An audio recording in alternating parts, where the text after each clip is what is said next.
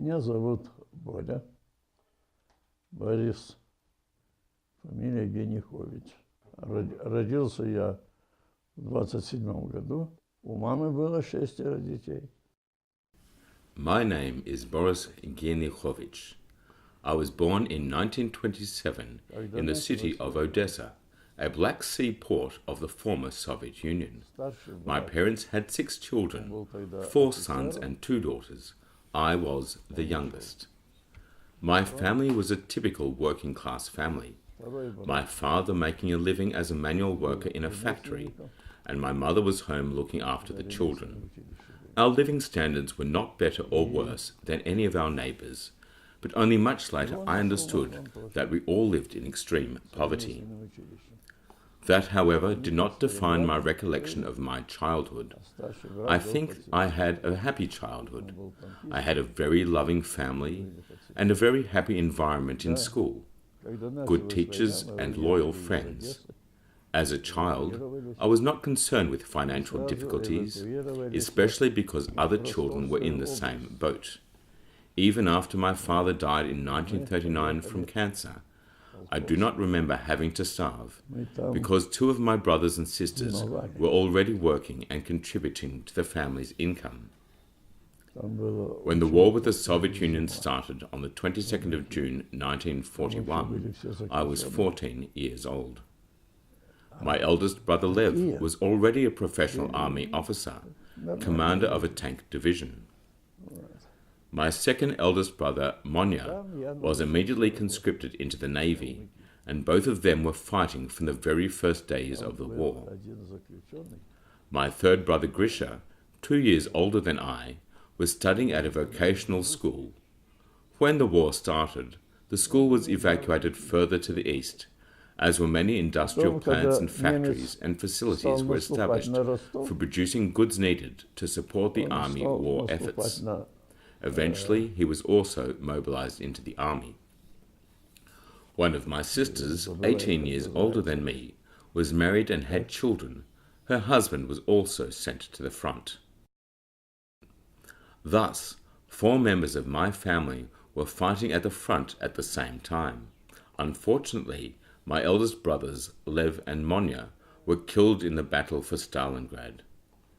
At the beginning of the war, following the attacks of the German army, a great movement of the escaping population began to the east. Many organizations were evacuating their workers, but generally the people were using any transport available to escape, often under the bombardment of attacking German planes.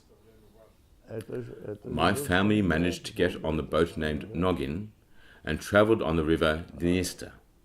After that, we hired a horse-driven cart and drove further to the east until we reached some villages in the Rostov region.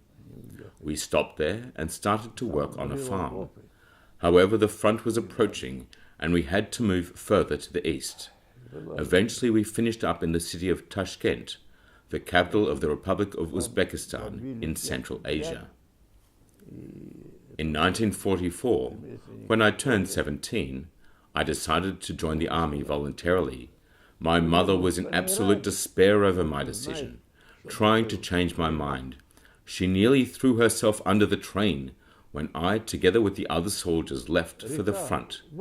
She reckoned that she had sacrificed enough sons for the defense of the motherland. The war was approaching the end. There was no need to risk my life. However, we were patriots, ready to die for the motherland and Stalin. In 1944, the largest part of the Soviet Union was already liberated, including my hometown Odessa. Родная земля, где мой друг молодой лежал обжигаемый боем, недаром венок ему свит золотой, и назван мой город героем, и назван мой город героем. My regiment was sent there and later to the Republic of Moldavia for training. We had to choose a military profession to be trained in. I had decided to become a machine gunner. The reason for my choice was very childish.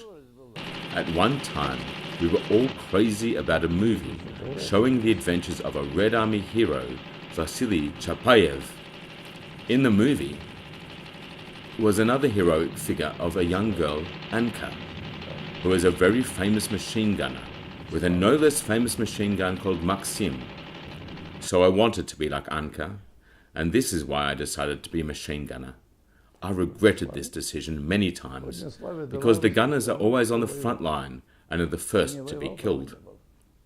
After 2 months of training, our regiment was sent to the front. I was fighting in the war until the last day, and finished the war as a commander of a machine gun regiment. In battles with Germany's allies, Romania, Hungary and Austria, I participated in the liberation of Moldavia, Bulgaria and Yugoslavia. The fights in Yugoslavia were especially difficult. I will never forget the city Мы закончили войну в австрийских in Альпах. Hungary, located on Lake Balaton. We were fighting the Germans there, and the city was changing hands a number of times. When our army was in the city, we opened a hospital, but when the Germans were entering it, we did not have enough time to transport all the wounded soldiers. Before killing them, the Germans tortured them, burned a star on their forehead, and burnt out their eyes with hot pokers. That was happening in February. Lake Balaton was half frozen. In one of the battles, I fell under the water and started to drown. One of my friends, risking his own life, got me out on land and gave me some vodka to drink to bring the body temperature up. I was also fighting as a part of the 66th Army in the Austrian Alps. We entrenched ourselves in the forests, which seemed to be growing straight from the stones of the mountains. The difference was that we were fighting our former compatriots, the army of General Vlasov, consisting of traitors and deserters, who were fighting on Hitler's side and also the side of the army of Bandera, Ukrainian nationalists. They knew they would have no mercy if captured, and we were fighting to the bitter end. I was lying next to my machine gun when a soldier passed me shouting, "The war is ended!" I grabbed his leg and asked, "How do you know?" Moscow transmitted, "I am a radio operator." After the war ended, I still served in the army for another 6 years. I was located in the city of Chernovtsi in the Ukraine. I was awarded many medals and the Order of Glory First Class for bravery in battle. I consider myself a very lucky man. I survived the war when millions of people died. After arriving in Melbourne, I met some of my compatriots, veterans of the Second World War, and we organised an association, which was recognised by the Australian and USSR governments.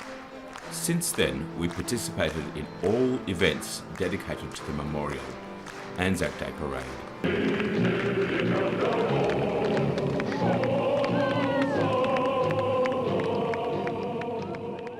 Members of the association received many medals from the governments.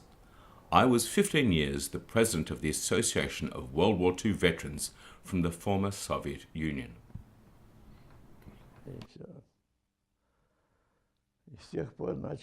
I created with my late wife a very good family. Главное, у нас была любовь. Это было главное. Мы любили друг друга по-настоящему. У нас любовь. I have a daughter, 2 grandchildren, and 2 great-grandchildren. I am 90 years old, and I am enjoying life in such a paradise country as Australia.